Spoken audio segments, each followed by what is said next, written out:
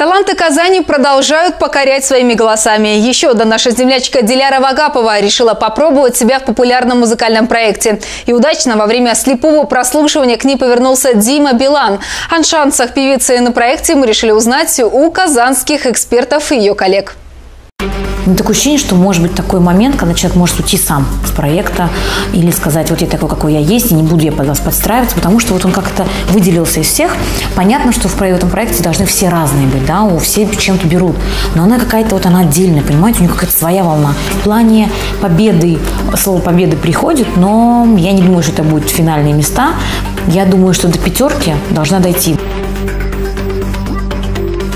Это очень интересный проект, это состязание настоящих вокальных монстров.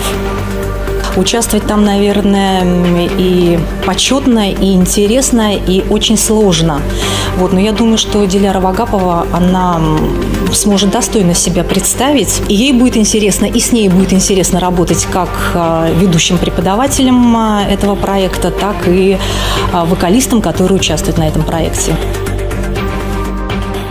Я могу точно быть уверенным, что Диляра в любом случае будет яркой, а Диляра будет самобытной, по крайней мере, если ее не будут сильно ограничивать в рамках формата определенного.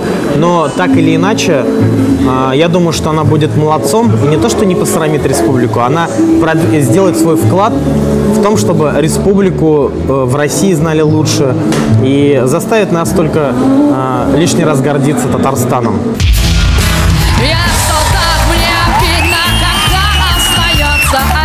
Патрон, только я или он. Последний вагон, самого нас таких миллион.